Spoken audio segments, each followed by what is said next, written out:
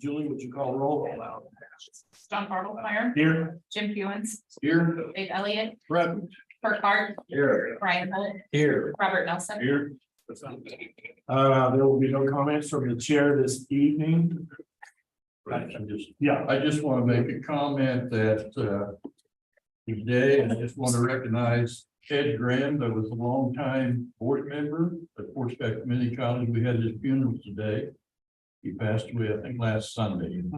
So I just want to recognize him as a longtime board member. He was on here for several years. So I just want to get that in the minutes. And while we're doing that, can I jump in with something real quick? I got the opportunity to come to Community Day here on campus representing Peerless. And the kids were spectacular, pleasant to be around, fun, interactive, interested. And any of the instructors, I'm sorry for the fidget spinners. But the kids were great. Something I forgot. Stand for the pledge of allegiance.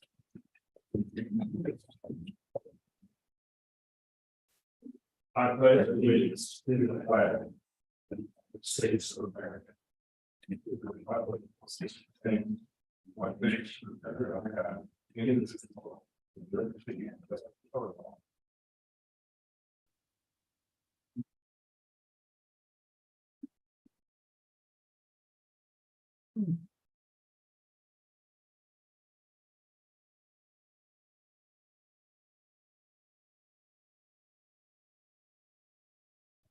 No comments from the public today. Item C here is proposed budget review. Gina? I think everybody has a copy of the budget bound book and the notes I made kind of for myself, but also for you. Anybody else? There wants a copy? Okay. It's a wonderful read. Yeah, it is. Ben, will you get me started? I just printed out the slides so you can, but it's also available if you want to look on the screen.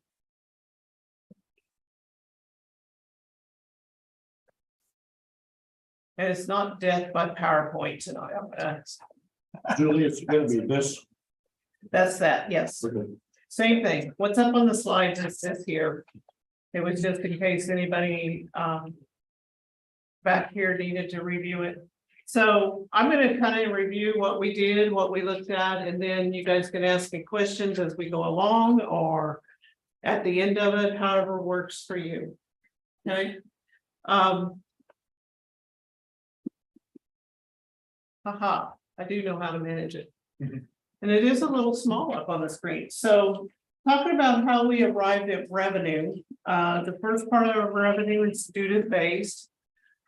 Student revenue is based on our most recent enrollment. So we were kind of looking at summer 22, last year, summer, fall of 22, and intersection, and then spring of 23. At that time, we were running about 32,000 credit hours. Looking at that and based on some other conversations we had and that type of thing, we decided to increase it in these areas. Allied health, we decided to increase at that time, which it was late March, then we reviewed it again in May. We increased allied health to pre-pandemic levels. We usually do pretty good in there, so that was an increase of 323 average. You guys can kind of read this as, you don't need me to read all of it. We are doing well in heavy equipment. We put that up there and purchased 4 simulators. So we thought we would get some more enrollment there. We put that up as stars, soon to have simulators at CTech as well. Welding, between welding at CTech and stars, we thought we would gain about 729 hours. We had purchased some additional welders at CTech, and then we're just have a little bit of history at stars, so we thought we would gain there. And then HVAC, our history there, we thought we would gain about 160 hours. That brings us to a right at 33,700 hours. I didn't put that up there anywhere, but so we budgeted at 34,000 hours. Can't see that, it's kind of hidden up there, but that's what we budgeted at. We also had a couple of high schools that we thought we could begin to increase that enrollment back up where it had been decreased. So we thought that would be, so that's kind of where we operated at for credit hour revenue. Then I don't know if you guys know this, but every year Kansas Board of Regents requires us to look at any additional fees that we charge students. These are fees for materials. You know, in science, you got your lab fees for the can't think of what it calls. The lab Kit, they buy. the lab kits they buy and the dissecting, yeah, that's what I'm looking for. Thank you, Robert. That type of thing. You know, in cosmetology, we have kits where they have their combs and their brushes and their mannequins to practice on and that type of thing. So in all of those, particularly in the trades, we are required to look at the fees, and we have the instructors help us to determine what the cost of those are going to be and for those supplies. And then we don't put an increase on it. We basically charge the students pretty much what it costs us. I may round it up to the next $5 so that it's an even amount, but that's pretty much it. Same for Harley Davidson. Nursing fees. As you guys know, we did end up changing the nursing fees this year and putting that in with books and combining it, because overall we got a good deal with a book supplier, and we can save the students about $600 overall over 4 semesters. So we do an in-depth look at all of our programs that have additional fees. It's not just a, I think that's good type of thing. We do look at what we charge them and what goes into those fees. We approved them in 2 sets this year, if you guys will remember. We did a lot of work on the class related fees, those science, cosmetology, construction trade fees, so that we could get those in earlier than normal and open enrollment on time with the right fees in there. And then we went back and looked at tuition and housing and meals and did those separate in a different board meeting. So that's kind of everything that relates to student fees, whether it or student revenue, whether it's the additional fees or the revenue. That's kind of how we arrive at that. I'm going to go to the second page, talking about housing, residential housing and meals, grants, and then our local revenue. Revenue housing, again, we looked at what it cost us to in housing, be it utilities, custodians here on campus, rental fees. That was looked at in March, right before the board meeting, and making sure that hopefully we were breaking even, that we were charging what needed to be charged. So all of those are looked at as far as residential housing. And then Great Western Dining provides our housing costs, and they look at what we're projecting for occupancy. And then we fall on a rate schedule there. Occupancy at that time was budgeted at 93% for the fall and 90.2% for 90.2% for spring. Any questions, thoughts? We do try to go into it and understand what is driving our revenue and stuff. Grants, you can see that our operating grants basically have remained the same for both the tiered and the non-tiered. However, this year we did get additional funding for cybersecurity, deferred maintenance, and continued work on workforce development. So those are additional monies we received this year. In case you're looking at your revenue line and budget under technical education, you will see those go up, or even under the general fund, you will see those go up. That's part of the reason they are right now they're saying they're one-time additional funding. The one interesting note that I thought might be interesting to you guys is our technical funding, technical education, and the monies we receive from that or expect to receive continues to go up a little bit. That's our SB 155 students or Excel and CTE. Jacob just finished doing that report, Jacob and Ben, and we expect to receive another additional 295,000 for the technical education that was completed in this past academic year. So it's going up, and that's where we spend a lot of our effort trying to get that increase because of the state funding. And then you have our grants. We are a fiscal agent for many grants, and we receive 8% allowance on it. And then part of those are moving to ideas this year. So that was reduced a little bit on your schedule. If you notice that on the general fund, as far as the revenue account, that would have been reduced. And then, of course, we're projecting a mill levy of 29.268. It is a slight decrease from last year. And the income expected from that is 3,688,000. So I'm going to stop a minute. That's kind of the revenue pieces. Any thoughts, any questions? Does that help? Maybe line up some of the schedules that you've seen in your budget package that was emailed to you, and differences or variances there. Just had a question on the fiscal agent grants that we moved to idea. Yeah, That's a separate nonprofit, correct? yes. Okay, so we're doing more, but we're receiving less. At this point, I don't think we are, they've been awarded one additional grant that I know of. Okay, But yes, the overhead cost for ideas is reducing our 8% that we would normally get. okay. It's also taking some of the overhead costs off of this general fund. Yeah. Over the ideas. Now, were we gonna qualify for another one? Another one of those flow through grants? Well, I think that's the one that you and I are both saying the same thing. Louisiana was one that we were gonna possibly get. Pick up So some. last I knew we got it, but we did not.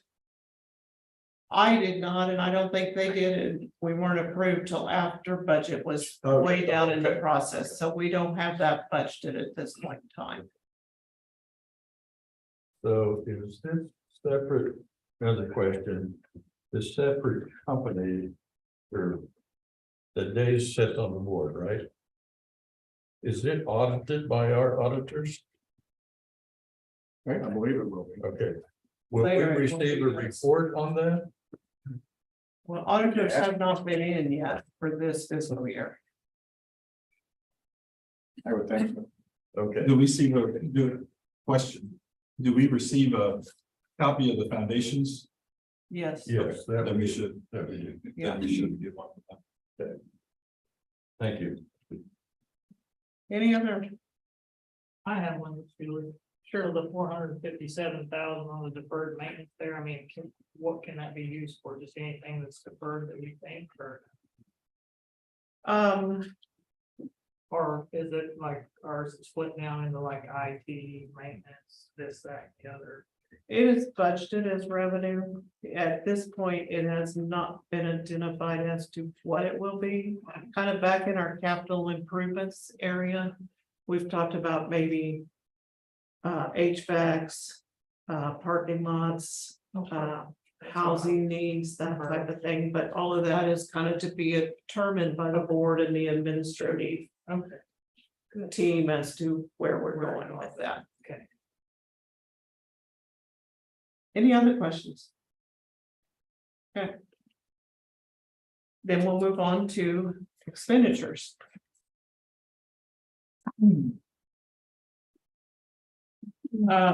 Just some highlights of what we did as we looked at expenditures. The first ones are utilities. We looked at all the utilities, tried to call vendors and get some projections of what they were projecting. That's a little harder said than done, or, yeah, it's a little easier said than done. But we did call all of them. Some of them were very good at it.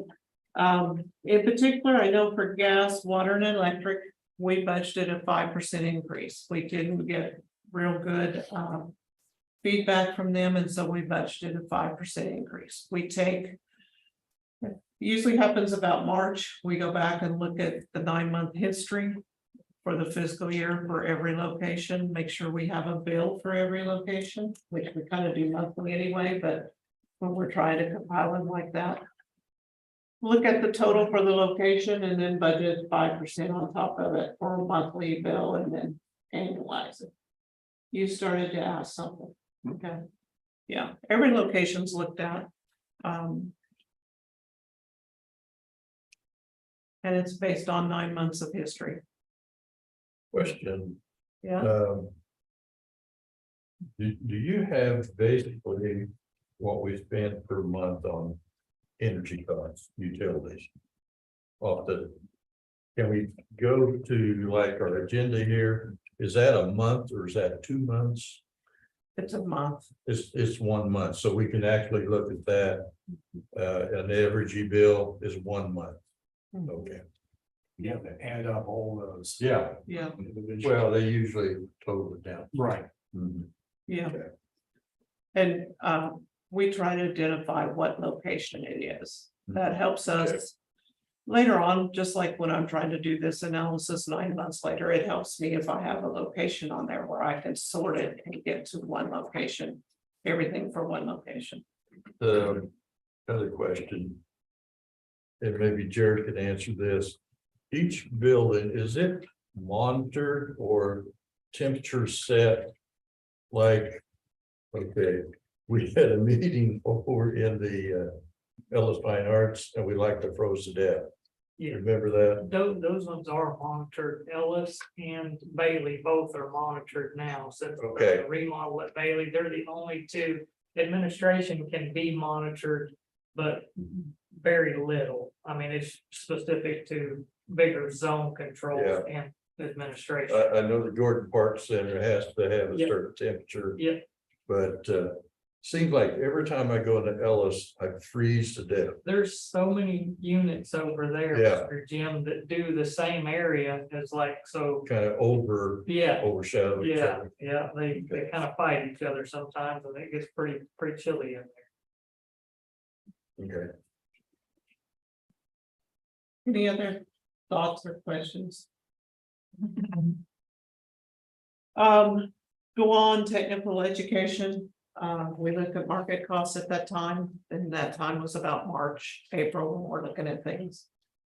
Usually Chris Migarelli helps me with that as to what he's seeing in lumber and steel and welding rods and that type of thing. To try to budget what we think a student cost is. As it says, fuel costs are a major portion, and I was again looking at this in the last few days just to make sure I was thinking right. Fuel costs, we budget primarily in one big lump sum in logistics, and then as we go throughout the year, we expand that out into the departments as they use. We move the budget monies to match what they use. So I was looking at travel fuel and recruiting fuel for all the departments, that type of thing, and it's within $10,000 between what we spent for 23 and what we're budgeting for 24. So it looks a little strange as you go down through there line by line, but it kind of levels itself out when we begin to allocate it out. And even when we're budgeting that, we go back to, again, the GL expense accounts that it goes to and kind of try to add them all up, see what is happening, that type of thing. Employee salaries and benefits, they were budgeted based on the faculty negotiated agreement. So whatever we agreed with the faculty as a general raise, then that was also given to non-faculty employees. The other thing that I had forgotten to put in your overview in your book is this year. We've had challenges in the past that equipment, everybody wants to consider anything from something that costs $250 to $3,500. They want to put it in the equipment line.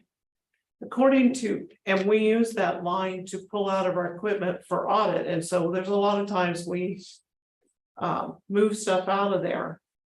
What we have been trying to do, our audit requirements for the auditors is anything that is 5,000 or above is considered equipment.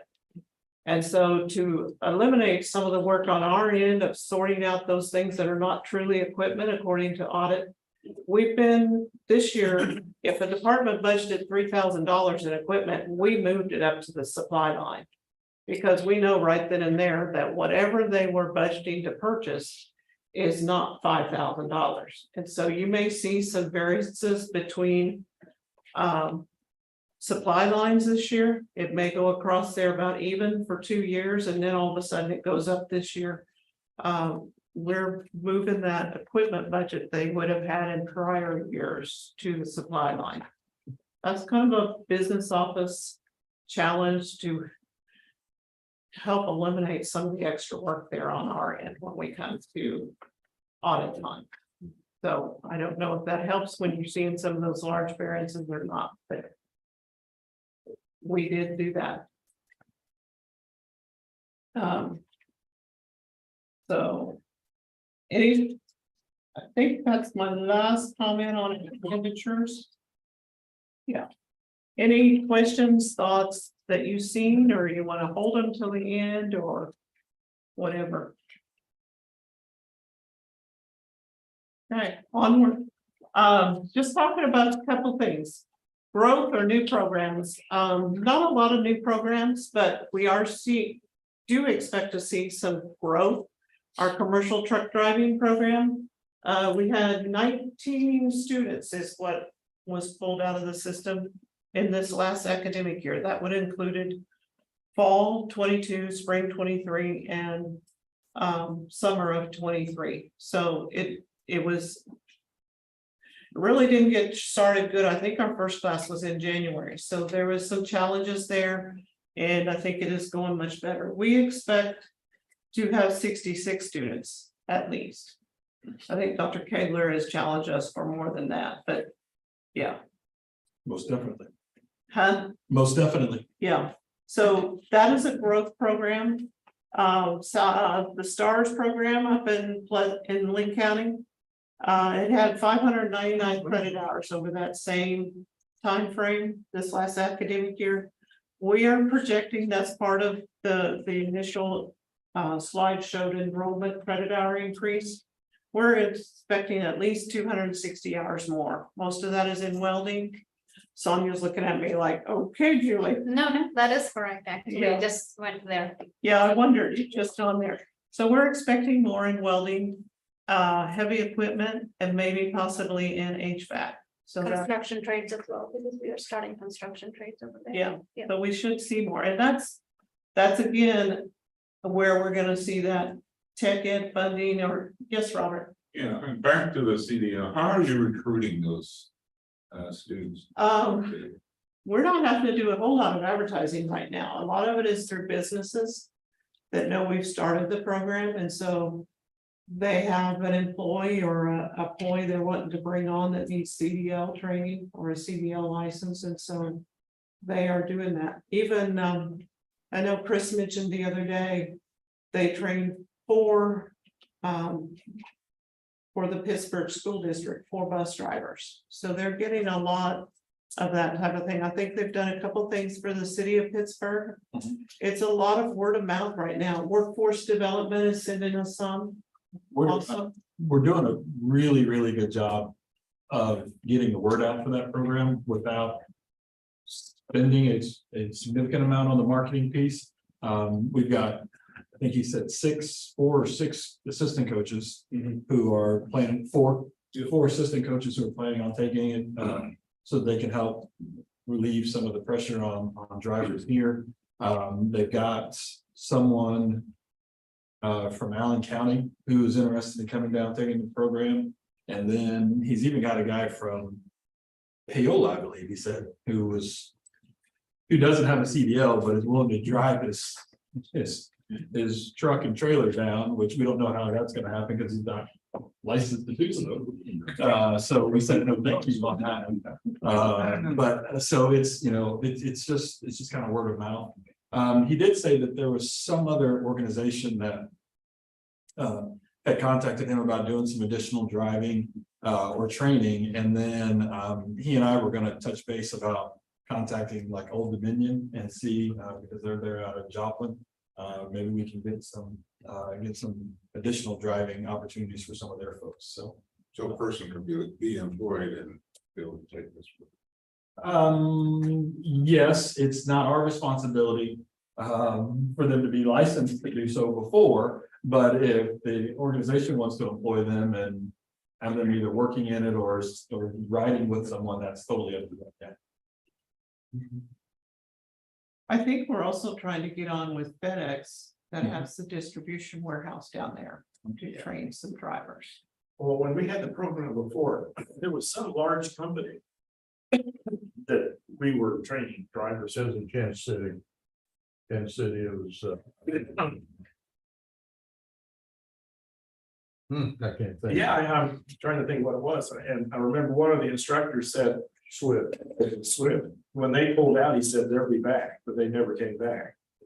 But I'd say, you want to really grow that program, just start touching base on some of that big truck. Well, all school districts are short on drivers. He needs like bus drivers. Yeah. Drivers. Well, and I know that he's even talked about, or he as recently as this morning, he mentioned doing some night and weekend courses. Was this Chris? Yes, Chris. Yeah. Chris. So, I mean, I think we have a pretty captive audience. Good rotation. Brian, When did we actually start training people? Last, was it in the spring? I think it was in the spring. Okay. I didn't go back and research that, but I think. And I know we had a small class just getting started because there were so many. Administrative things and processes to work out of it, And so then, how long does it take to complete roughly? 6 or 8 weeks. Okay. So it's not like a semester. Correct. no, So I'm with you. I think 66 is Yeah. conservative. Yes. Now, if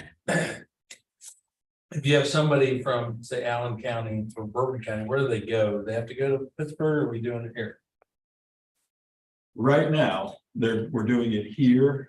Oh, excuse me, we're doing it there. In Pittsburgh, right? But we have the trucks.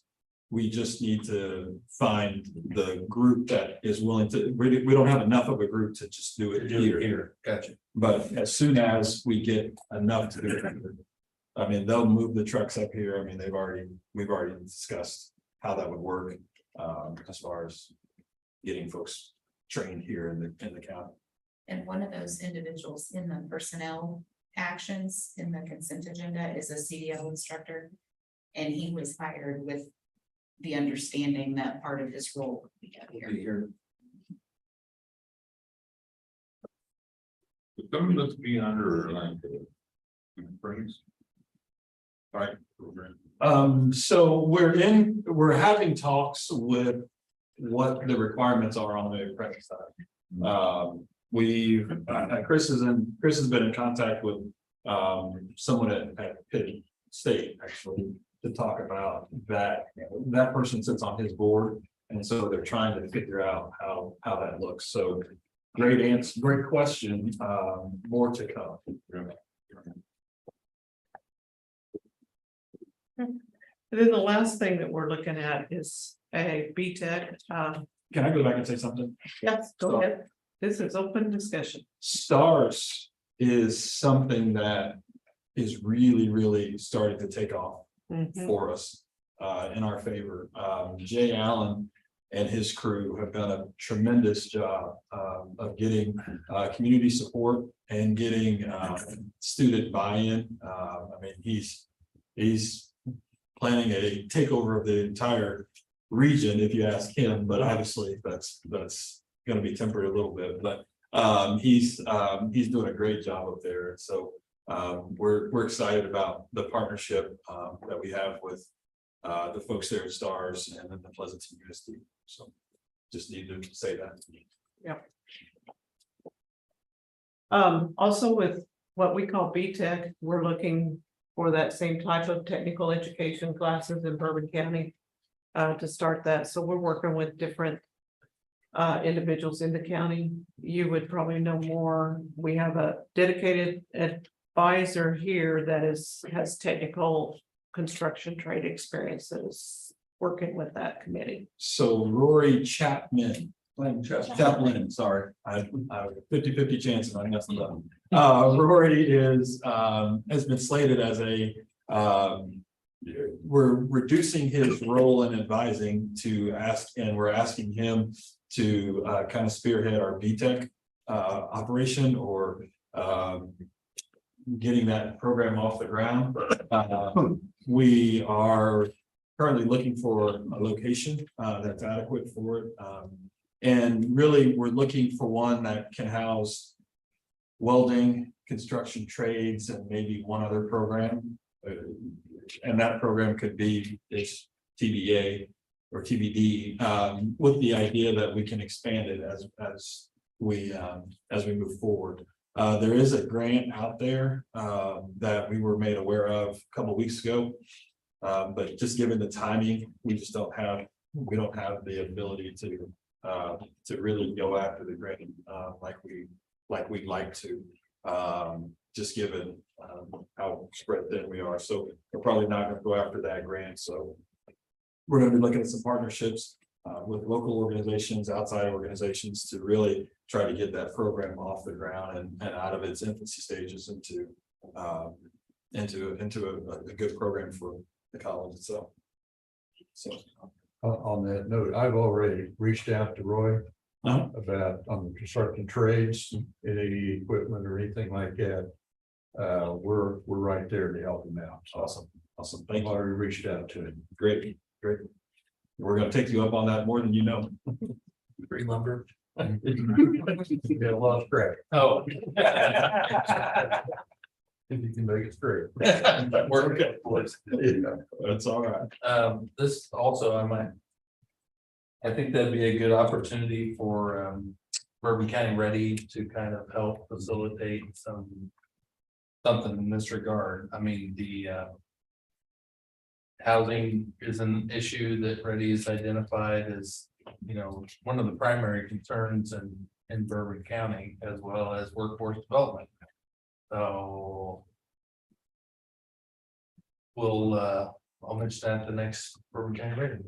If you talk to Rob between now and then, you should mention it to him as well. I will, and if you'll let me know when that meeting is, I'd be willing to come and and maybe bring Rory with us and say, hey, here's what we're thinking.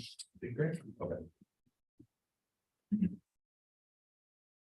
Kind of to go along with this I didn't put it on here, but you will see in the secondary education under tab 3, we did budget for enrollment growth and expenses and in revenue. Because no matter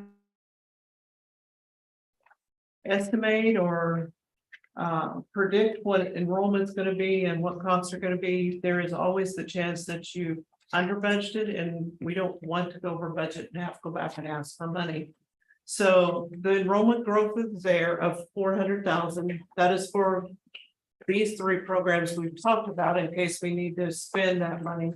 And then also, as you guys know, we purchased the VA building, what we call the VA building for nursing programs. So we expect maybe some growth there when we move to a better facility. And we don't want to be unable to meet those expenditures, but it will not be spent if we don't need it. And have revenue coming in to help fund the expenditure. So I wanted you to know that. Julie, when is, speaking of the VA, there's a process, and so I just want the board to know, we're probably not gonna be in that facility until spring at the earliest.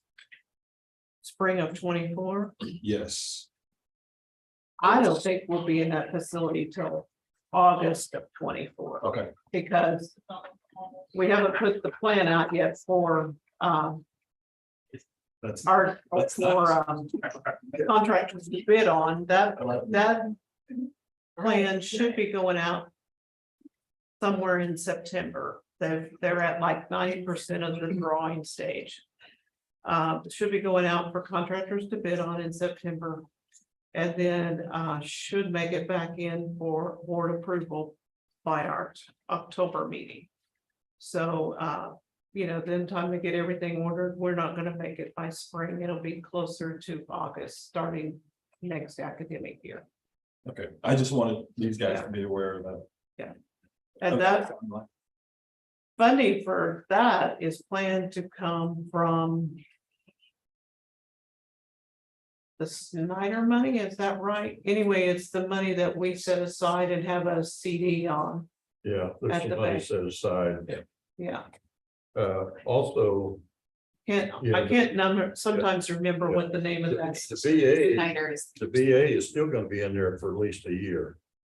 You know, They haven't given me a definite time, but yes, Well- we're working around that. Yeah. Yeah, they are closing Fort Scott, Chanute, I think, and located over at Fort Scott. Come to find out, there's more veterans per capita in Allen County than some of these other counties. That's the reason they chose Iola, but it's a ways off. yeah, and our construction plans include them being in there and working around the area that they rent. At least a year, maybe 10. Serious. Yeah, Yeah, Okay, sometimes the way they work. yeah. okay. We're just a little bad. Good conversation. Capital improvements, just and as I was talking to Jared about the deferred monies, we do look at, have department heads budget or request or put out there as responses what they think they need in their department. There was not as many this year as last year, but we did carry over some of the requests from last year that were not funded last year. But this in, again, capital improvements, it is budgeted out there if we find the funds to manage it, and it will be for probably deferred maintenance, HVAC units, housing improvements, parking lot improvements, in case you guys have run across our parking lot, it's kind of that type of thing. And so if it will be based on what our funding is, what comes in revenue and donations, that type of thing. But we do get input. When did you know? We do get input from directors and department heads of what they need that are just above their normal everyday expenses.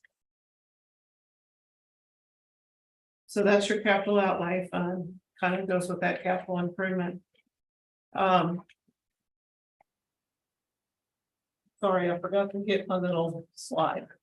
So that's what's in your capital outlay fund. It's what we possibly think will be needed.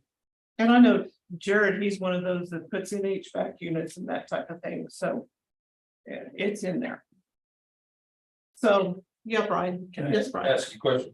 On this, under the capital outlay expenditure, it says mill levy not used to fund capital outlays. Is that a choice or is that, can we not use that?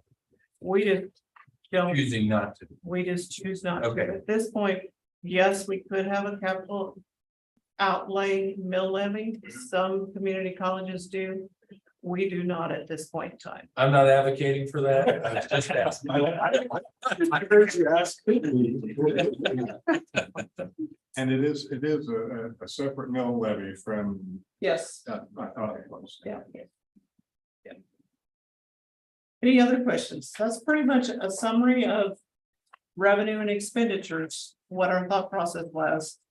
And then we kind of get down into toot our horn a little bit as to what we do for the community and that type of thing. You know, we had 6,246 hours this year.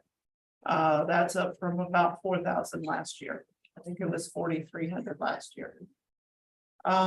We do the Bourbon County tuition waiver to anybody that is living in Bourbon County, is truly a resident of Bourbon County. We waive their tuition.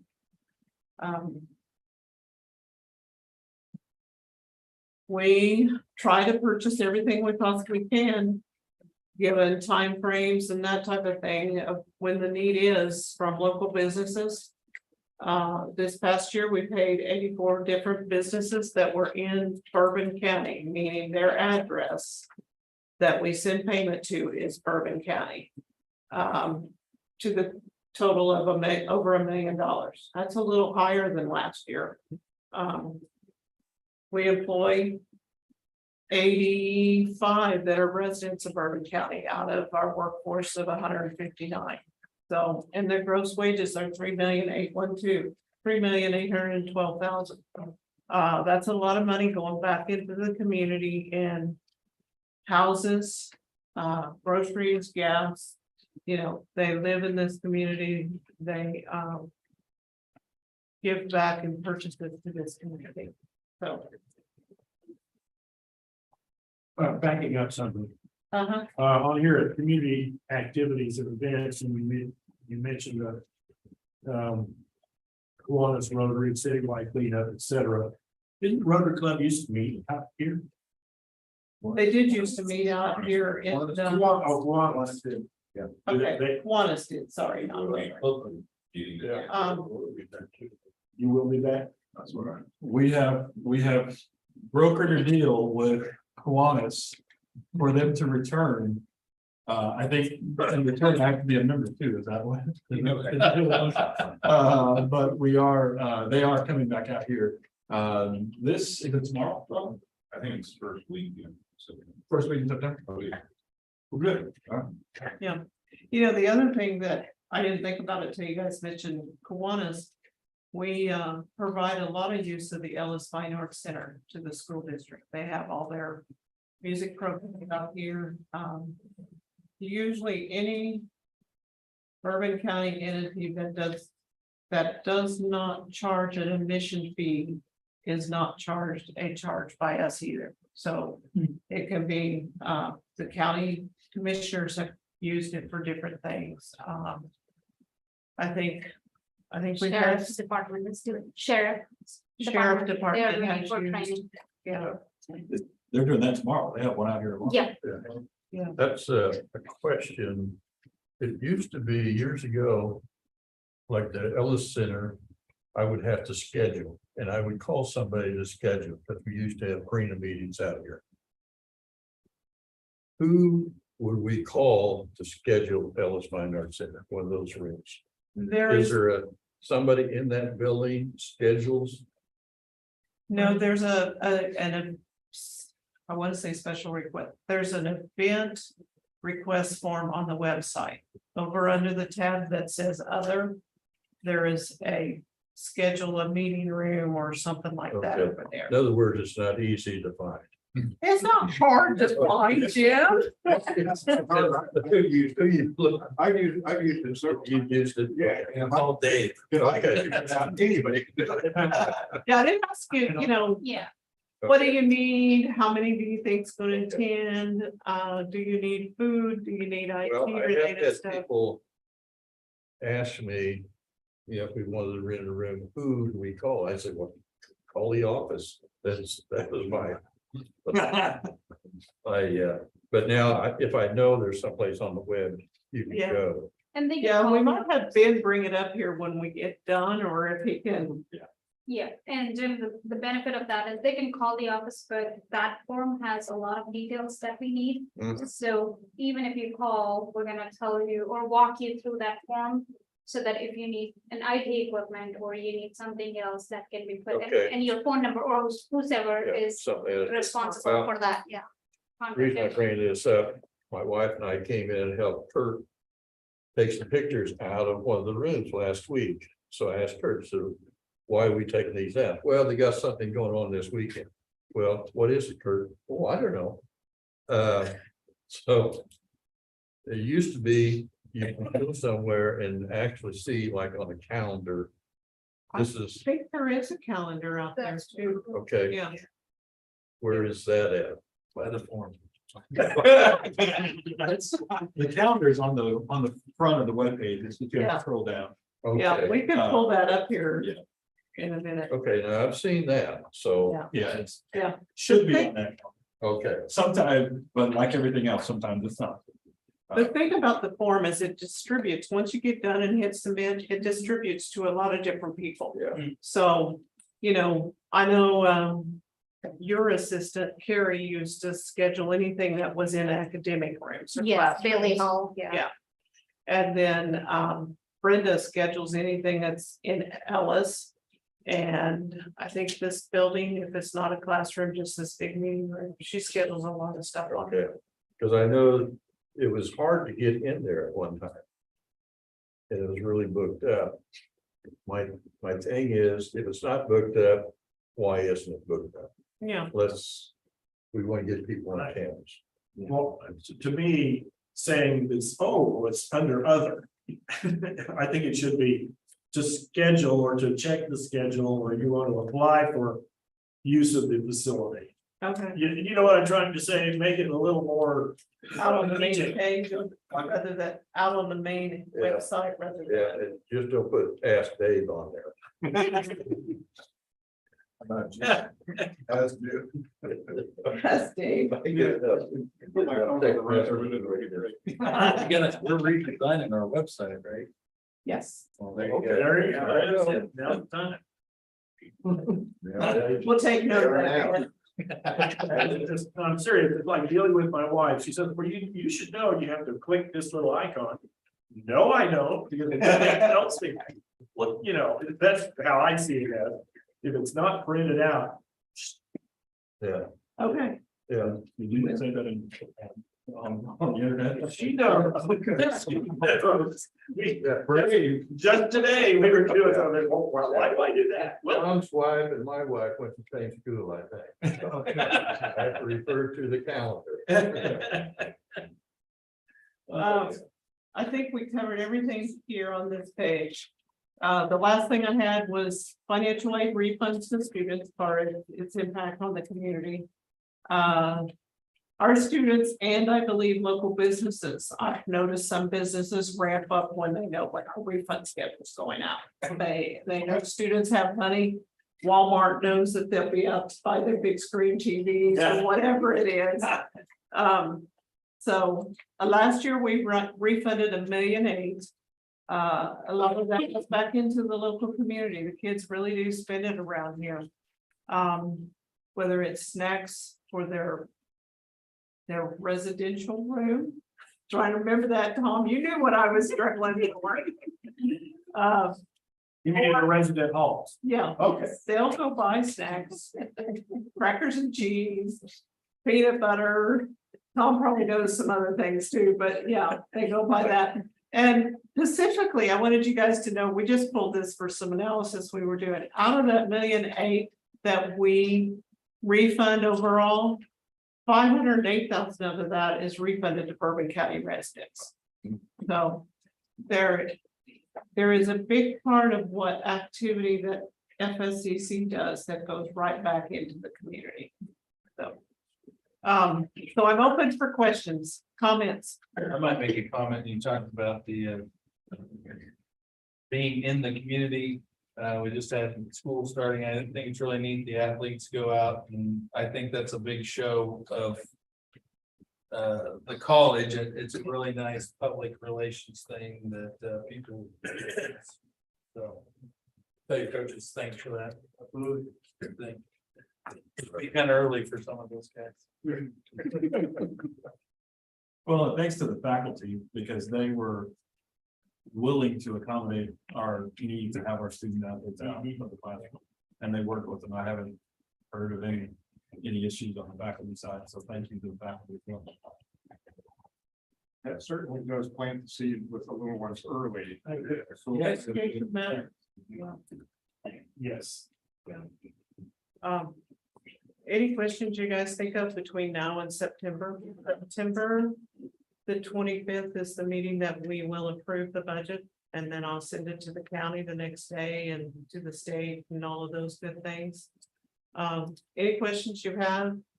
You can, I'm not the greatest on the phone call, but if you shoot me a message, I'll pretty much get back with you right off the bat, or at least tell you I'm working on an answer. So anything you think of, that is fine. I just want to say, Julie, I commend you and your staff for the work it takes to put this together, because just going through it was a lot of work to read it, so. Yes. And Well, I'm not done yet, so.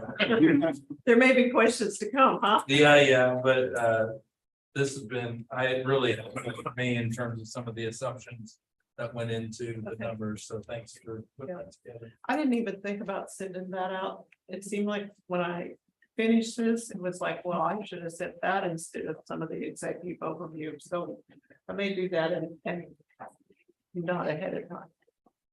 You know, administration plays a big part of what goes into putting it together. It's just like the analysis of credit hours, the analysis of expenses, all of that. They get kind of tired of meeting in that room, don't you, Tom? I do. Yeah, you know, for those long days of, oh, what are we gonna do with this one or that expense and that type of thing, so. It's a lot of work on their part too. Thank you. Yep. You're welcome. I'll let you have this back. You can pull up the other tab and show them where the room. Yeah, yeah.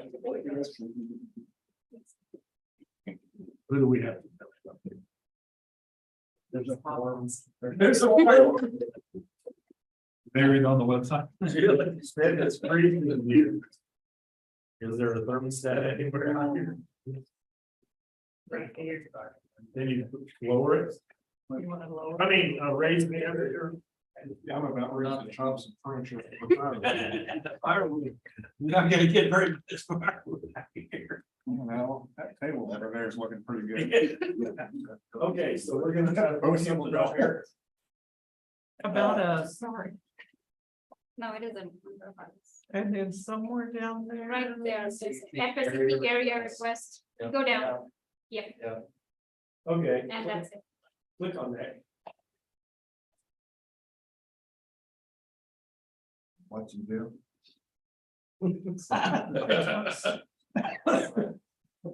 I'm behind about two commands. Okay, there's the fine arts. So, okay, click, yeah, all right, click on that, see what happens. Okay. Yeah, who's yeah. Well, they won't think of that. Okay. Thank you. I learned this for when you redesign, I would not have put together FSCC area request as a reserve room. That didn't connect with my brain, We're so. looking at a lot of things to make it a lot easier. Yeah. for us, But if you have the idea, like, I wanna go here, then it's just there. for you. Yeah, that's our philosophy. And we could even change the name on the current website to room request or something like that. Yeah. Yes, okay. Moving on to the consent. Approval of the agenda, approval of minutes of previous meetings. Attached are the minutes of the regular board meeting conducted on July 17th, 2023. Approval of treasurer's report, bills and claims. Attached are the treasurer's report and the bills and claims report. Approval of personnel actions, additions.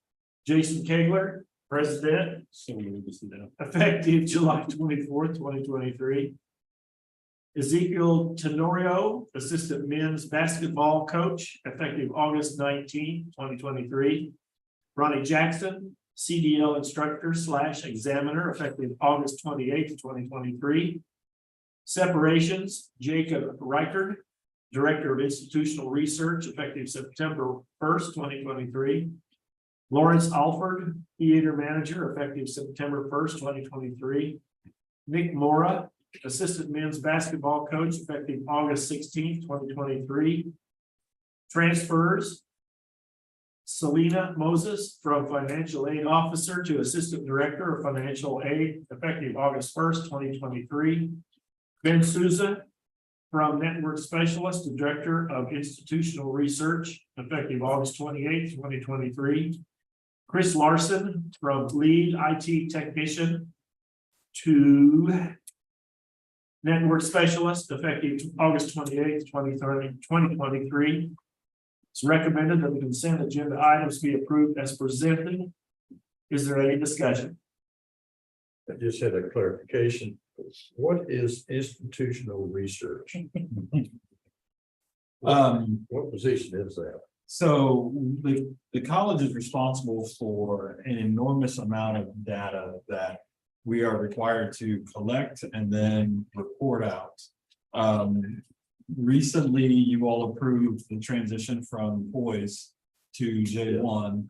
And that person is responsible for has been responsible for using Poise to get any information, extract any data that we need. And that's been a tough task. And so that person is truly our data, our research guru for our data and research guru for the company. Okay. So No further questions. I'll entertain a motion. So move. Second. Moved and seconded. Julie, would you call for the vote? Elliot, Yes. Hewens, Yes. Hart, Yes. Holt, Yes. Nelson, Yes. Bartlesmeyer. Yes. Anybody help me with the page number here? 60. Thank you.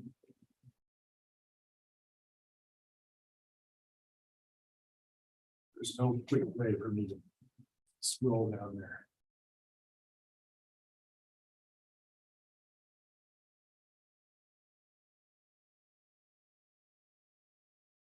Here we go. Action and discussion items. Item A, approval of updated equal opportunity, harassment, and non-discrimination policy. The following is an updated policy that addresses equal opportunity, harassment, and non-discrimination for all faculty, students, and employees, and third parties on any Fort Scott Community College campus. This policy provides more specific action steps than previous policies did and clarifies FSCC's compliance with federal legislation associated with the current Title IX requirement. Title IX changes were expected to be handed down in early 2023, but the feds have not yet provided a finalized ruling. Further changes are expected to this policy as those statutes are passed. It is the recommendation of administration to approve the updated equal opportunity, harassment, and non-discrimination policy. Is there any discussion? What has been added to the policy? Did I try reading that thing? Well, it's 70 pages long, riveting, so isn't we it? will start on page 1 and we'll go in.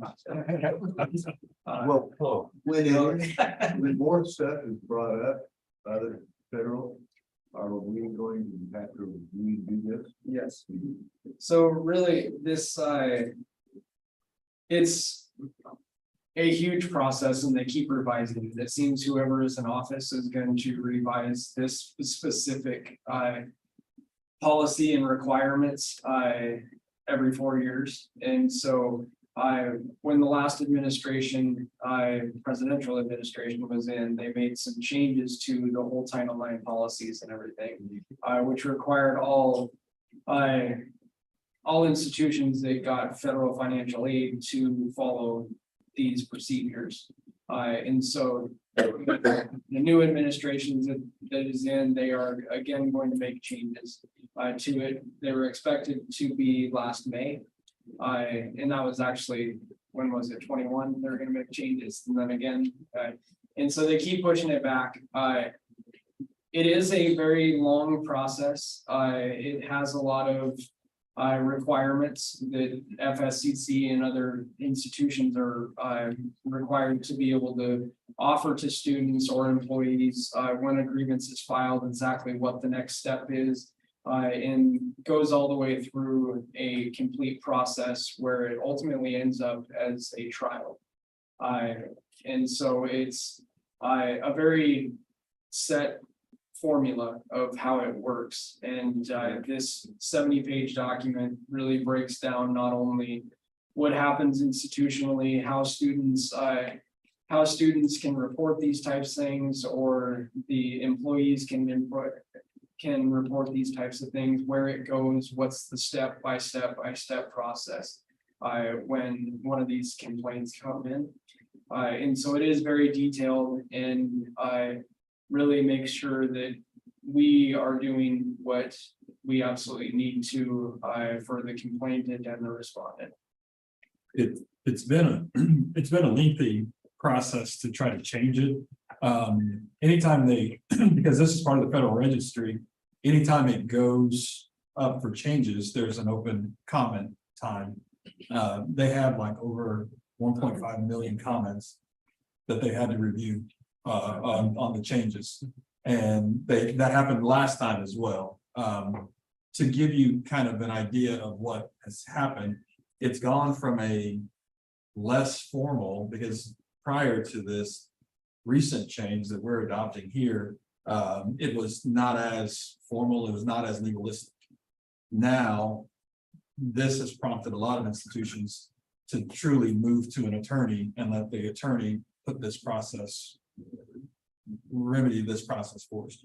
And so that's really been tough. And so there's all kinds of, excuse me, training requirements and things like that we have to go through to have this policy and to actually enforce it and utilize it. And so it's one of those that it's going to continue to evolve. And there's actually attorneys out there now who specialize in this area only. So Tom, you and Julie and Ashley's one, so Tom's our coordinator. yeah, so I'm the Title IX coordinator, so we have a report online that you can go to, and it's multiple places, form online. Multiple places on the website, making it easy for people to be able to so find. like an employee to. Yes. Or a student. File a complaint, then is what you're. And so when they file that, it goes right to me as the Title IX coordinator, who will meet with the student, see exactly what's going on, offer supportive measures that, you know, if a student is in need of counseling, or we need to be able to do something to protect them additionally, like schedule adjustments and things like that. It's really a case-by-case basis what those supportive measures are based on the specific situation. And then we give them the process of how to file a formal complaint. And once they do that, it launches really the whole investigation into it, into the whole process. It kind of, that formal complaint is what springboards everything in place, essentially. Well, and one of the other major changes is that it now allows, because it required the formal complaint to be submitted by the person aggrieved, so to speak. But now the college can file the can start the formal process on behalf of the person. And so there's a lot of layers to this that are different than what we've ever seen. And I think one of the biggest changes that comes with how we handle these types of scenarios has been the structure that the statute outlines that we follow. So it used to be that one person would receive the complaint and then we're judge, jury, and executioner, so to speak. And that's actually not been the case. That's not been how it's been handled here since that went into place. But that is one of the big changes that took place as part of this process, where we have to, you guys have approved as a board a specific person to serve as the coordinator. That's Tom. And then we have to have, if it is something that the complaint is filed, then we have to conduct an investigation, and then there has to be a decision. The person that conducts the investigation cannot be the person who makes the decision. So there have to be all of those different elements along the way. And take it from me in a previous life and those two, these issues are not fun to deal with. But I mean, honestly, one of the worst parts of the job that they deal with regularly, and that I used to have to deal with, so not fun, and not fun for the individuals involved too. It's really a lose-lose situation, because the respondent, it's a horrible situation for the respondent. It's also a horrible situation for the complainant. And at some level, both of those belong to FSCC at some level. And so that's the unfortunate piece of this. How would the board know how we're doing on this? The board would not know specifically how they're doing on it. We do a annual security report that would have, that's due out October 1st, that would have the updated number. How many of these are reported? But they're. It would just be a number, it wouldn't be Like specific. an accurate number. 3 or 5. Correct. Or zero would be. Or 0, yeah, that was 0. Yes. Well, and 0 with the understanding that we hope that people are comfortable to report. Yes. Because unfortunately, Zero can be a red flag, yeah. because that means people we haven't trained them how to report.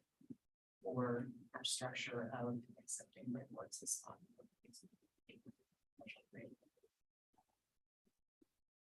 Any more discussion? Safe to assume that policy's been run past the attorneys and they've given the thumbs up on. This policy was created by the attorneys.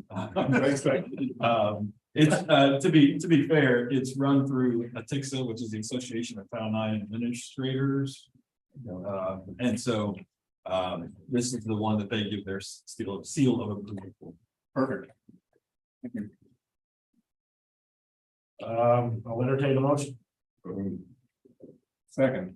Moved and seconded. Julie, would you call the vote, please? Hewens, Yes. Hart, Yeah. Holt, Yes. Nelson. Yeah. Bartlesmeyer, Yes. Elliott, Yes. I'm 132. Yeah. Thank you. Yeah. Oh, good.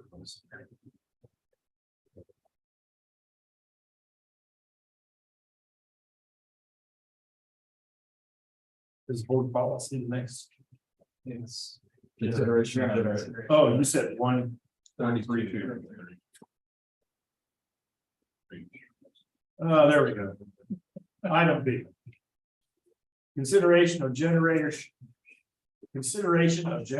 purchase and installation. When FSCC loses electric power, it creates an emergency situation for IT.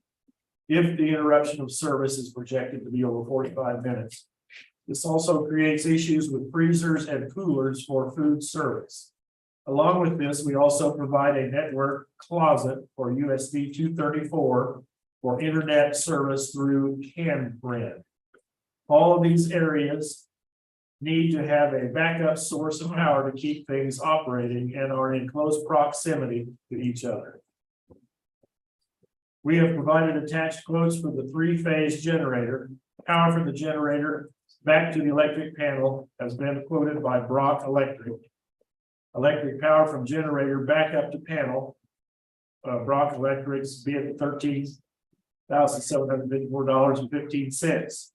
The generator, electric generator direct, purchased by Fscc Community College, $12,412.68. Total cost to install $26,166.83.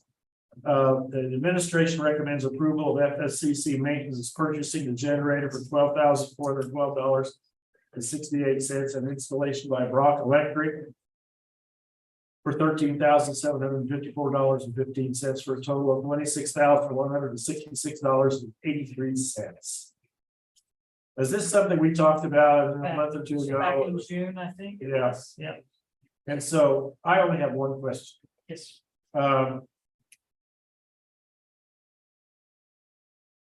I have been told by some electricians that they really prefer air-cooled units. Yeah, rather than. Because you know, it's just less maintenance, or you got radiators and but also I'm under the impression that if it's this, and tell me if I'm wrong or right, if it's this much power necessary, you can't get an air cooled. Right, Okay, it's a little more difficult, yes. that's my only And question. and money starts going, Yeah, yeah. okay, go ahead. As you can tell, most of the generators on there, they're all basically the same price. What it come down to was the switch over, the automatic transfer switch on there. But about everybody's got the generator for the exact same price on there. So we just went where the transfer switch, we could get it at the exact same location without having to go through another vendor to get the transfer switch. And so we just picked the best one that was the cheapest. And Matt, to have Matt buy the generator was gonna be roughly around 31,000. And so I thought if we could just buy the same generator, maybe we could save some, so we're able to save about 6,000 altogether with us buying the generator and having it shipped and then Matt plumbing it in for us. And this amount of generating power will take care of the IT and the Cooler. refrigerator units. Yeah. And then also, IT has their own unit that goes specific to their area to keep those, what do you call them, racks? Is that what you'll call them? Keep your servers and your racks cooled down. And so it would also power that as well. And it would have a little bit of power left over. My hopes would be at some point, to be honest with you, is that we would have a safe environment that the kids would be able to come and eat at. Obviously, at this point, that's not a go because it would cost a little more to have like an area of the kitchen, but I would hope that we'd be able to put, because we primarily run on gas. All I need is a little bit of electric to get like those ovens and stuff started, so that in the event of an emergency, we'd still be able to feed those kids. So it's a possibility later on, you know, that we could plumb in and gather maybe a couple of lights or get a couple of fryers or a couple of ovens up that the kids would still be able to have a meal if lights or electric were down for a little bit of time. Extended period of time. Right. So what you're saying is that what you're proposing here is going to have enough power to cover what we're talking about and maybe a little bit And more. maybe a little extra to get it hooked up, and that's what I was talking to Matt about the other day, is once we got it hooked up and seen what the draw was off of the generator. I mean, we could at some point start adding a few things here and there until we filled it up. Necessity. Yeah, it's gonna be a 200 amp service, so I'm hoping that with 200 amp service, I know that everything in my mind that we're using off of it right now doesn't add up, and I think I want to say it added up when I did the numbers. Of course, I'll know more whenever we actually add it up, but I was at like 48 to 50 amps, so we're not using a lot at this point. And there's probably a little bit more than that once I add everything together. Sure. So, but right now, we're not even using half the panel. So even if we hit 75 amps, that's still 125 amps that we're not utilizing. 125 amps, you know, you can carry quite a bit, you know, used to old houses and stuff, as you all are familiar with, used to 100 amp panels what we had. So, I mean, there's still that scenario that we got. right. And then we would need time together and figure out, hey, this is what we would want to do in the kitchen area, or this is what we'd want to tie in, because they could make a better meal here, and then tie in a few of these lights as well. That way they'd be lit to where they could have a dinner if something were extended. Well, and one of the reasons why we think this is important is, if you think about it, what, a month or so ago, we had a pretty significant storm that came through that took out power for a lot of Fort Scotians, but a lot of people to the west of us as well. And what do we do with 300 student athletes and students who are in the residence halls? You know, providing them food. I mean, they're gonna find ways to entertain themselves. That's how that works, but to be able to provide them a meal that's not a cold cut sandwich for 4 days and 3 meals a day is pretty critical. How long is the electric power out for this generator with 15 minutes. 15 minutes? And this one, It's cooked the gas, so once it fires up off of its layer, it's just got like, basically, it's got a self-starter switch on it, so it'll automatically kick in on its own, and it has Wi-Fi, so Jason will be able to hook it up to his cell phone, and he will be able to monitor, hey, it's on. My racks are up, and so we won't be losing anything for the next couple of years until you guys get to Jenzabar or whatever what it is, moved over. That's great. And this is natural gas powered. Yeah, and we have power, so the location that we're thinking of putting it is, I don't know if you guys are familiar with behind administration, there's a landing that goes up a staircase up there. I will drop it right here and push it through the dormitory and come out the fire escape door, and I'll land right there with it, so I don't need any equipment to set the unit with, so it's not gonna be an additional on us or anything. Weather protected. Yep, it should have its own covering and stuff, so, and if not, then I'll build a shield over the top of it. I mean, I know they come with Sure. like an enclosed unit, but Yeah. still it's best to keep. Shoot, them I out. can, yeah, we can make that happen. Mhm. Okay. Any more questions, discussion? Was this budgeted? Yes. Yes, it's budgeted. I think we're, We were about 4,000 over, let me just honestly tell you. So here's what happened. Matt had a bid in at 22 and some change, right? I want to say right at 23. All right, so he said, well, he said, Jared, I've got a hiccup. And I said, what do you got? He said, it's a one-phase or a single-phase generator that they're trying to push me. And I said, well, that won't work with our system. And he said, I'll tell you what, he said, I'll eat the cost and stay at the 13,007, whatever. He said, if you want to buy the generator, he said, you could save some there. And so I looked it up and I could save about 6,000 by going that way. So I ended up about 4,000 over 3,800 or so. As I remember the conversation, you know, there's a power down method for the servers that when they're out of power, and I know it's a lot more than 26,000 to replace one of those, so. Yes. So the data is invaluable. Yeah, Truthfully. and yes, yeah, I can't put a price on that. So this is a three-phase generator. Yes. Okay.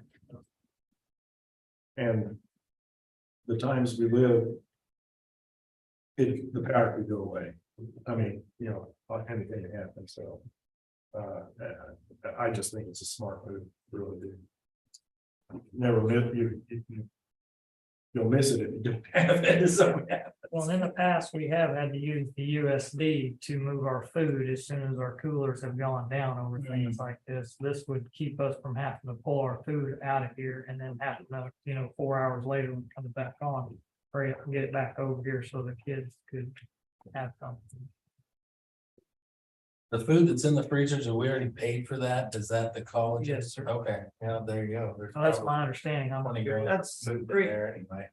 It's Great Western Dining that pays for it because they manage it, but we have, as Jared says, we have had to move it, as Jared said, and make trips back and forth, and it would be a significant loss. Yeah. Just trying to feed the kids, let alone Lots the of cost food. of it. Yeah. I know for as IT, the 2 or 3 times we've had it down in the time I've been here, they make a mad scramble to try to get everything shut down before their backups, battery backups give out in 45 minutes. And there's 1 or 2 of their servers that they can't shut down. Jason always calls it gracefully shutting it down, but basically they go in and they do the routine to power it off so that they don't just crash the server when the electricity runs out. So he's the one that has budgeted money for it. He is willing to give up some of his other equipment requests to have a generator. And you said 45 minutes until, or without electricity until this powers up. 15. 15. Yeah. Okay, and that works with the IT systems that, Yes. They have Yeah. battery backup that for, continuous It'll hold. for 45 minutes. okay, that's where. Okay. So we should be covered in all aspects with their battery backup system, even through that 15-minute phase till that kicks in and says, hey, I need. Any more discussion? I'll entertain a motion. Move to approve. Been moved and seconded. Julie, would you call for the vote? Art, Yes. Holt, Yes. Nelson, Bartlesmeyer, Yes. Elliott, Yes, Hewens, Yes. Item C, approval of rodeo program hay purchase. Below is the request, thank you. And thank you, guys. Below is the request that was published and distributed to local farm supply stores and other businesses in town. In previous years, we've received at least one reply, but this year we no bids were submitted. Sorry. Should have been, whatever, okay. Coach Cross is not surprised at the lack of response based on conversations he has had with local farmers. He asked what the board policy was on purchasing immediately if he found someone who would sell. The $10,000 limit that $10,000 limit that requires board approval. The requirement to enter the purchase in a single requisition and purchase from one vendor. And the requirement of 2 quotes were reviewed. Due to the drought conditions and lack of hay supply, it's recommended that the rodeo program be allowed to purchase immediately when hay is found, staying within the purchasing requirements outlined above. I'm the one that put this in here. Sorry for the lack of a couple words. No, it's I did receive Coach Cross. We did not receive one response to our publication in the paper or all their notices like the miller feed and the sale barn and that type of thing. Not surprised. how do you, No surprise. He did ask me, what is my guidelines if I find something? We talked about the $10,000 limit that the board has to approve. It has to go before the board. And he can't split it. He can't buy 7,000 from one individual and then later on buy 8. He needs to buy it from the same individual. Basically, this is more of a notification or a notice to you that, hey, we didn't have any luck and we're gonna have to kind of purchase as it comes along when he finds a good sale price and a good quantity. Kind of like we do with the vehicles for transportation or the computer equipment for IT. That would give them a little leeway in what they can purchase and that type of thing. That's basically what we're asking or notifying you of at this point in time. And just to clarify, this is for the purchase of hay only. This is Yes, not for the not purchase for of everything else. It's only. anything else that the program wants or needs. Right. It's just for the hay. When the price of hay is twice what it was last year, Right. I have a little bit of hay I put up. And before I got my baler in the barn, I was on my cell phone. Somebody was calling me if I want to sell my hay before I even got the tractor and baler in the barn. Yeah. So that's how rare and and the quality this year Yeah. is. quality's not not gonna be either. Yeah. real good either. You know, normally we put out the request for 270 big round bales and 800 small square bales. Now, we did find somebody for the 800 small square bales, kind of started that process early, but he's not having a lot of luck, especially at finding anybody that will furnish anywhere close to 270. He's He's having probably to gonna buy have it, to do it in about 4 different increments. yeah, or even more than Yeah, that. even more than Yeah. that. He'll be lucky if he doesn't end up having to have it trucked in from somewhere way far Yes. away. Yeah. Well, I know a guy, and I can't think of his last name. I know his wife's first name. He's a customer of mine. He lives around Lacine, and that's all he does is hay. And I'll call him tomorrow and just, or call somebody out here and give them the name that I can Just call. call Chad and he can call it. That's how we've done. Okay, I've done it in the past with Chad. Okay, I wrote myself a note. I'll try to look the name up tomorrow. He's a really nice guy, but and every time. He's a customer of mine and he comes in and I say, how's the hay? And he usually says it's really good or not, whatever. I'll touch base with him. Find out, maybe no, just have it. Okay. Well, I make a motion to go ahead and. take this. I'll second that. Moved and seconded. Julie, would you call for the vote, please? Holt, Yes. Nelson, Yes. Bartlesheim, Yes. Elliott, Yes. Hewens, Yes. Hart. Yes. Correspondence, these sometimes they're just too much. The quality of their printing, writing, all that kind of stuff from the Hyattville 4-H Club. I can't even tell what some of these people's names are. But they're sure happy about sponsoring things and helping out with the Bourbon County Fair. Let's see, administrative updates, Sonia.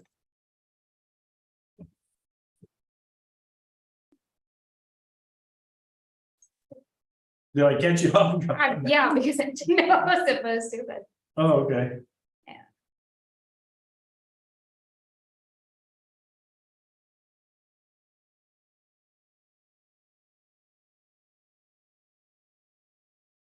yes, I mean, I wasn't aware, so I apologize. Oh, no, I Yeah, know you haven't had this position here, but yeah.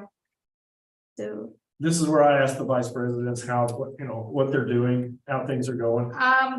things are.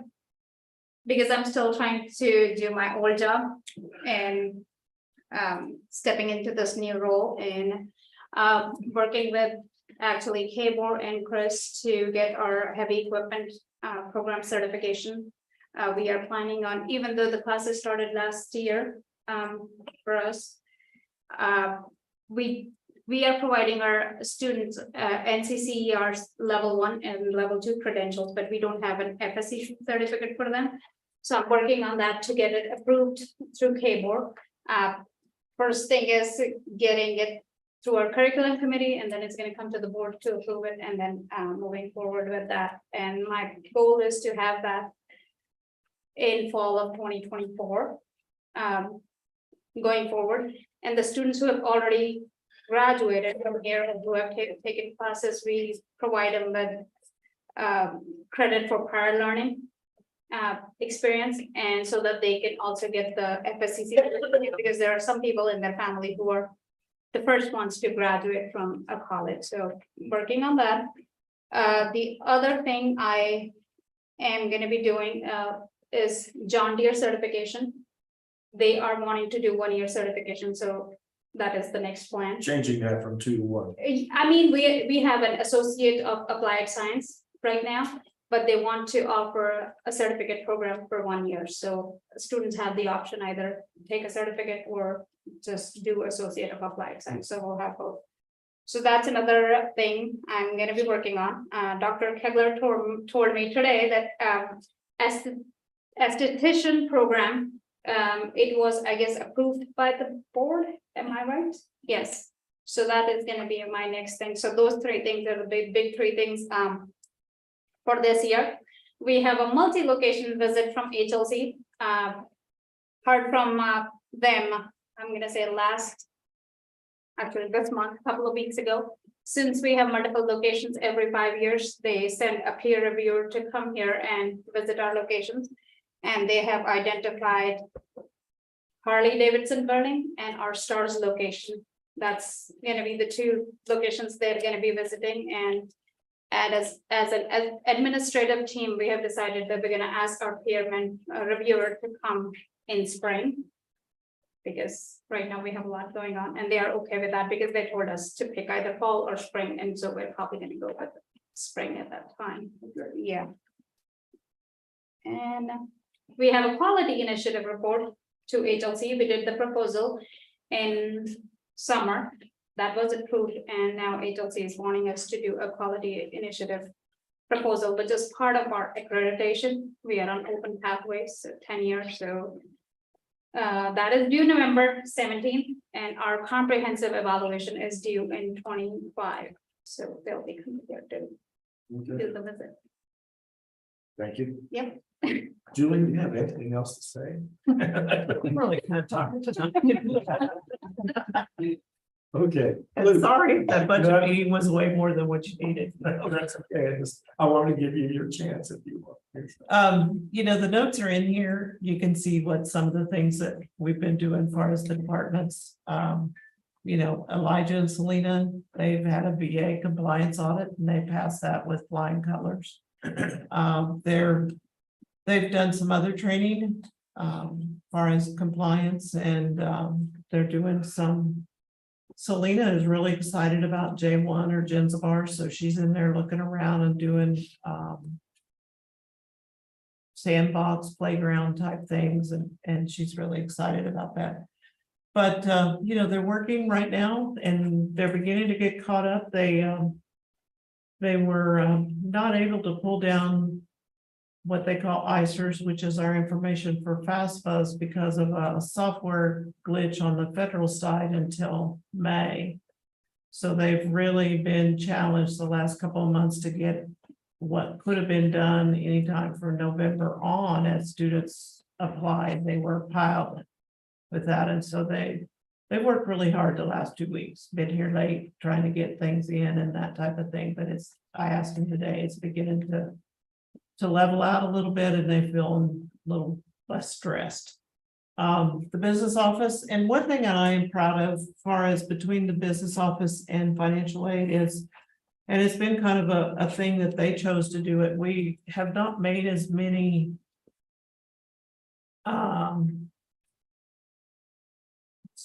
visits with the programs that are off campus. And Selena and Amber have made particular visits to John Deere, Harley, cosmetology. I think they even went to CTEC, although we don't have a lot of FAFSA related stuff there, but they've made that tour of facilities or programs to help students understand FAFSA and what happens on the business office side if they don't pay their bill, and who to contact and that type of thing. And I think it has been helpful. I don't know if Tom, you've seen any of that, but they have enjoyed that, and it seems like it has begun to help with some of those students knowing what they need to do and where to go to. They probably still have a few more to make, but they've made those off-campus sites kind of high priority. So they've been to Pittsburgh and done those, John Deere. I know Amber spoke at the nursing orientation about some of that stuff, and so that's been a plus as far as we haven't normally done that, and they're trying to work that in. Far as business office, we've seen a lot of students coming in and paying, a lot of processing of payments online or over the phone for students in the last month. August is really kind of a busy month for us. Far as student payments, far as Marianne and I, our work is year-end budget, monthly stuff, some grant type things, insurance questions. There's a lot of different projects that everybody's working on. I think far as some of my areas, they're looking forward to Genzabar and they're trying to get ahead of that a little bit. I know IT, I spoke with Jason week before last, I guess it was, kind of helping him identify which projects are top priority right now and trying to clean some of those projects out or put them on hold, because a few of them are related to Genzabar, and it's like, well, let's wait on that one because it may go a different direction. So I think they're excited to see that coming on. As far as bookstore, they August is a busy month for them. They have about 2 weeks that they just run back and forth getting books, and students lined up for books, and it keeps them busy, and then it settles down.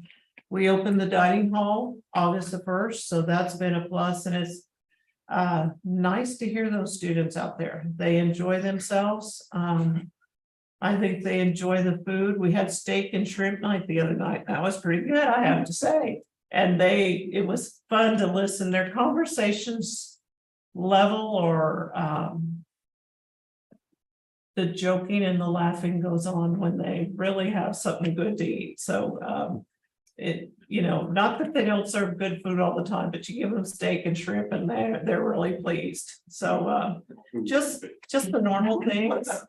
And that's kind of a once, I can't remember if it's once a semester or once a month. I think that's once a month they have a special night. Huh? Month. Once a month. And so that was nice last week. So just the normal things. Can I ask you a question real quick, and this might go back to Sonia's report?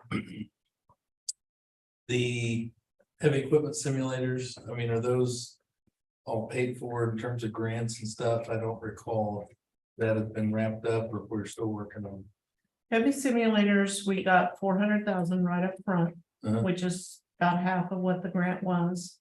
So yes, we did purchase those and they are paid for. And then to get the other half of the grant, the other half of the simulators, we were to match 400,000.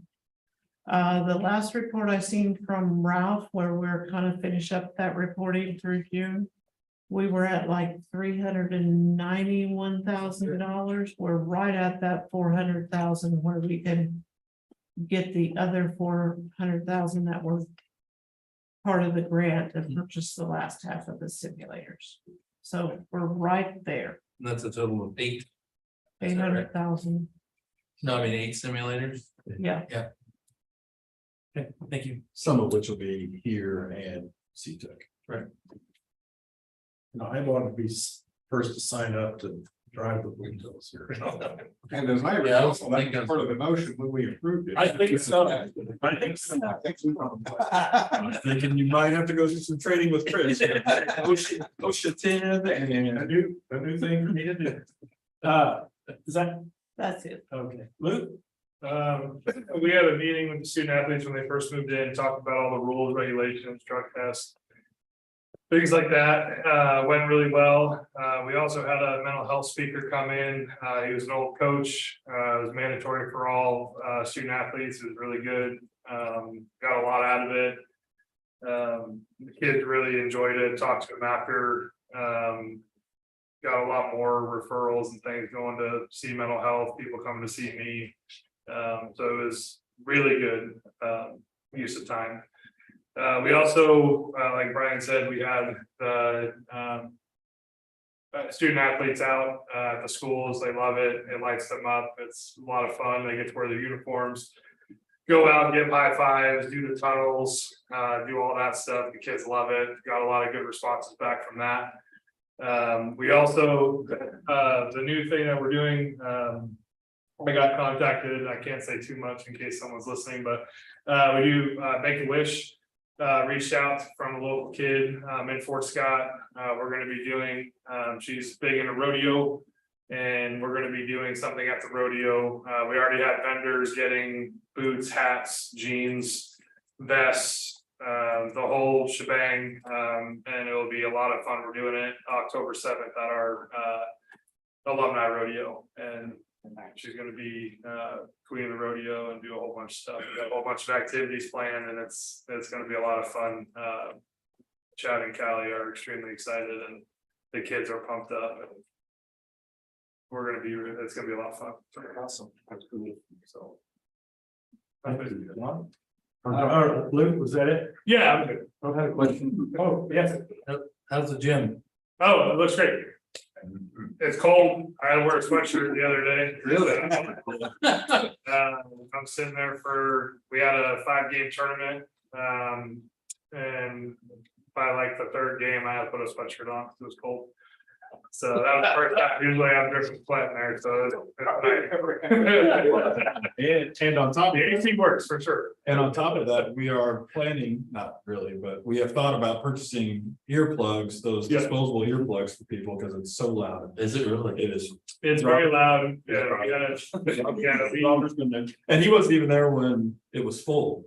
Yeah, we sold out and the cheer team was there for volleyball and it got really loud. When we played in the O show, we went to a Fscc. It was a really loud environment and basketball is gonna be very loud. It's not a big dunk or a big breakaway. It's, Taylor Swift loud. and with how small that gym is, yeah, it's gonna be, it's gonna be loud. We need to pull up the escalator on our phone. That's what, yeah. No, the kids are really appreciative of the gym and thank you for approving that because it's a huge help and we've gotten a lot of compliments from the community. A lot of people coming up, talking to me after, they can't believe that this was the same gym and the AC and especially people coming back that haven't seen it in a while. So they really. I'd recommend it. Anytime go in and see it, it's beautiful and nice, but it's also loud.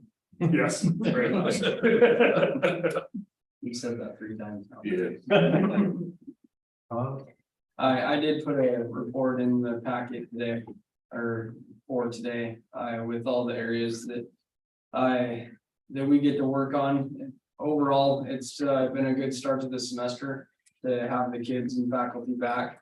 In Bailey Hall and the rest of campus is, it's the way that it's supposed to be, and it's nice to have everyone back, but I'll stand for any questions if you guys see anything on there that on my report that you'd like to ask about. One thing that I will say is that we're starting to look at the strategic enrollment management plan, which is going to be a very in-depth analysis of our enrollment, trying to identify areas that could use improvement and really focus on what it's going to take to be able to get us back to a comfortable enrollment mark. And hopefully in the next couple of months, we'll get that ironed out. And when it is a plan that is finalized, we'll present that to the board. Does that give you some enrollment targets or admission targets? Really, it's there's 13 people on the committee, spread from all different departments on campus to really look at our enrollment over a 10-year period and see what has happened. Trying to identify some areas that may have gone down, figure out why they've gone down, and see some targets within, where are we not doing a good enough job? Where have we lost enrollments and what can we do to get it back? And so it's a pretty global thing across the whole institution. It should be able to be a really positive thing for us to try to identify some goals and accountability and whatnot.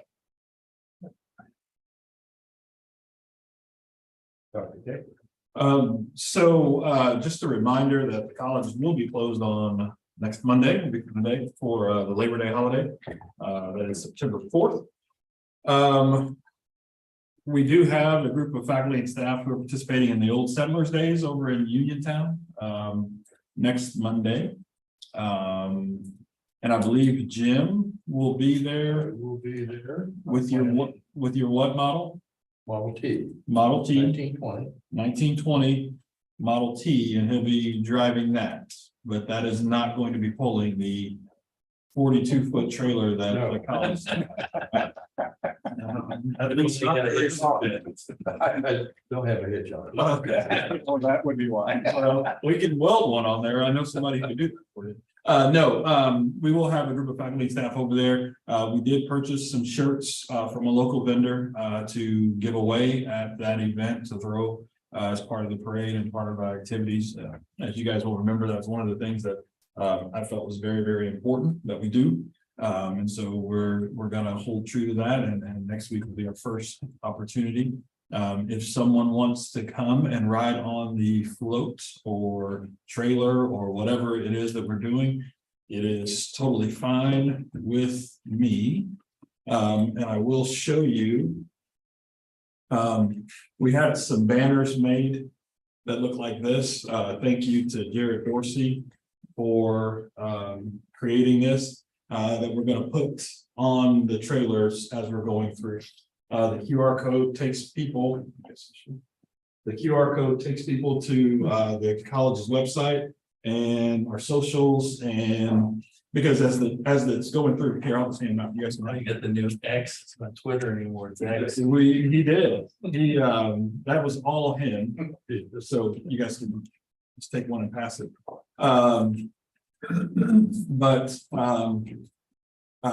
We felt like this would be a good way to start. I think the plan is to use this one this year and then purchase some more next year, and then so we can rotate. Do something a little bit different. And so just to spice it up a little bit. I will say that the idea of this was the actual trailer, the actual banner for the trailer, but this idea was an idea created by Jim Fewens, our very own. Well, I want to take all the credit. This is something that came up in interviews that we need to get more active in the community. And I looked at our store and I had nothing for Fscc Community College in. So I came out and I told Jared, Dr. Kegler, we talked about this before about interacting with the community. So we came up with this, and then the Students First Community Always is in our vision statement, which Dr. Kegler brought up at the interviews. So that's where that came from. I'm not taking all the credit. I was giving you all the credit, but okay, I'll take some of it. So we are, I'm going to, Luke doesn't know this yet, but I'm going to have a conversation with him. And we're going to get some of these printed up, and we're going to try to get these in every business in the area, in the county. One or both. They can have either one. It doesn't necessarily matter. And so I think it's better when students do this versus me or any of the staff members. But we will try to get those out to the community, and we'll give them a choice. You can have one or the other. It doesn't necessarily matter. But you know, coming from the school south of here, Pittsburgh State, you walk anywhere in town and you see a gorilla, and you see orange, yellow and red. And so we need to take that approach. And so this is just the first step in that. So excited that we're going to be able to hand those out. One of the other things that was something that I felt was important is you guys approved the resignation of Lawrence Alford, and so we are looking for a replacement for him. It will be that person, whoever replaces him, it will be their responsibility to really increase the exposure and usage of that facility. We want students on campus at an early age, early and often, and so if it's that, if it's USD wanting to use the facility, if it's, I mean, you saw the usage policy up there, but we really want to encourage students in the community to come out and use that facility. I did receive an email from the Three Rivers League, which is it's the league that USD 235 plays in. Their league has requested usage of our facilities, and they asked if we would, they were going to another neighboring institution, and that institution was going to charge them for meals. And I said, I might know a guy who can get you some meals at no cost. And so we'll have about 30 student athletes from that league and their sponsors and some other folks on campus to participate in a kind of a leadership summit. So we're excited about that. That's going to be in September. I just got an email from him telling me what date. Other than that, I have been pretty busy meeting with folks from the community, meeting with retirees. This weekend I was in Concordia, Kansas, at Cloud County, going through or for the KACC meeting, which is the Kansas Association of Community Colleges. I was out there meeting with the other presidents, and got a chance to, visit with other people. I heard from, the president of the Senate and of the Kansas Senate, and the speaker of the House for the Kansas House of Representatives. So that was an interesting conversation. I'll just leave it at that. But that was an interesting conversation. Got some good insight. We were able to have some fun conversations back and forth. But Was that Ty Masterson? Ty Masterson. Yeah. Ty Masterson was short, quick story. Someone in the crowd asked, and it was not me, so I can verify that, but Ty Masterson, has anybody ever seen Ty Masterson? I had a meeting with him. A group of us went out several years ago. Okay. He has a eerie resemblance to Matthew McConaughey. And so someone in the crowd said, I bet you won't say, all right, all right, all right. And he's like, yeah, I won't, but he does look like, he reminds you of Matthew McConaughey. So again, I didn't embarrass myself, but someone else. I refused to do that. I was the new kid on the block. So, did you pull him up? I'm trying. Oh, okay. TYE Masterson. So look it up and you'll see, oh my gosh, he does look like.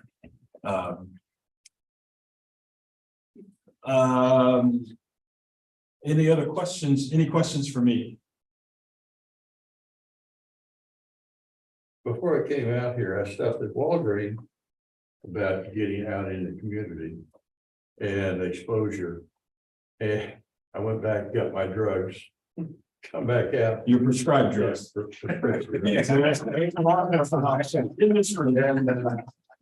Here is Boy Scout Tigers, Uniontown Eagles. I said, where is Boy Scout Community College stuff? They said, we don't know. So It's very prominent out there. there has been conversations. Jared Dorsey and I had a conversation a couple of weeks ago about some sort of licensing of our brand so that people just can't go out and copy. I mean, we want to copyright it, register it. We're going to start having some conversations. And I don't know where they get their stuff or if somebody makes it up for them here or. And every Walgreens in the country carries the local high school stuff. Yeah. I've seen it everywhere that I go. But And I don't know where they get, them, but that's. The Fort Scott Community College needs to be in there. So does Walmart. Yeah. They have all of the Tiger stuff. Yep. Yeah, they do. But they don't have our stuff. And so, I mean, I can ask the question. Yeah. Okay. Yeah. Any other questions for me? Just a quick comment as you continue with things like T-shirt giveaways. There are businesses in town that would help with that as a sponsorship in exchange for the logo being somewhere on the shirt. I happen to know a couple that do that frequently, so that could actually take some of the financial burden and allow you to do that even more. We have been fortunate that it has not been too much of a strain. Yes. But we will, one of the things that I have questioned and asked our staff to do is, I think we need to examine how we go about asking for donations and things of that nature. And I don't want to be a burden on the community. And so we want those requests coming from the administration and or the foundation, not just from individuals, but we will. I'm picking up what you're putting down. one last thing, Chris Mingarelli is watching online, he mentioned that. The CDL program can haul hay with the flatbed, if it's something that we actually find where we. Find some, they can go haul it to reduce the cost of this, so, He couldn't be here, but he's watching. yeah. Chris. I'll sit in the climate. Pete Gardner was this guy's name, just remember it. He was up around the scene, and all he does is hay. I'll see if I can get a hold of him or get somebody else. Anything else? Robert? I move for executive session, motion for executive session. Move to adjourn to executive session for 15 minutes. Beginning at 7:30. 15 minutes to discuss personnel matters of non-elected personnel. As it relates to organizational structure. With action, well, there's no expected action to follow. And the board is going to invite the following to attend executive session. That's Jason Pegler and Julie McVan. Okay, yeah, I was gonna. Julie, would you call for the vote?